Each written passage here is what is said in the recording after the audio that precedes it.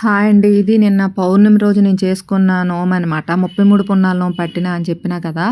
అయితే నేను ఫస్ట్ అయితే దీపాలు రెడీ చేసుకున్నాను. ఇది నాది నాలుగోది. 4 కాబట్టి అమ్మవారికి 4, ఎవరికైతే మనం తాంబూలం ఇస్తామో ఆవిడకి 4. ప్రతి నెలలో ఒక పౌర్ణమి వస్తది.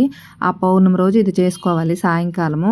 ఇంకా దీనికి ఇంపార్టెంట్ అట్లు. ఇది నాలుగోది కాబట్టి 4 అట్లు, 4 దీపాలు. అలా మళ్ళీ నెక్స్ట్ మంత్ ఒకటొస్తది కాబట్టి 5 దీపాలు, 5 అట్లు. అలా పొగిడించుతూ ఉండాలనమాట. 33 ఇది మినిమమ్ 3 సంవత్సరాలు పడతది. నాది ఇది నాలుగోదండి. మొన్న కార్తీకంలో ఫస్ట్ పున్నం చేసుకున్నాను. అప్పుడు నోములు పట్టేటప్పుడు ఈ నోము పట్టుకున్నాననమాట. నేనైతే ఇంకా పూజ అయితే స్టార్ట్ చేశాను. ముందుగానే అమ్మవారిని అలంకరించుకున్నాను. ముందు రోజే ఈ తులసిమాల అన్నీ కట్టుకున్నాననమాట. దాని తర్వాత అయితే ఇంకా కొబ్బరికాయ కొట్టాను. దీపం అయితే వెలిగించాను. వెలిగించిన తర్వాత గణపతిని మొదటగా పూజ చేసుకున్నాను. పూజ అయిపోయిన తర్వాత ఇంకా మనకి సంబంధించిన లలితాదేవి అష్టోత్తరాలు, ఇంకా లలితాదేవి చాలీస్ ఏవి నచ్చితే అవి అన్నీ చదువుకోవాలి. ఇదంతా అయిపోయినాక మాత్రం కథ మాత్రం చదువుకోవాలి. నోముల బుక్‌లో ఉంటది కదా!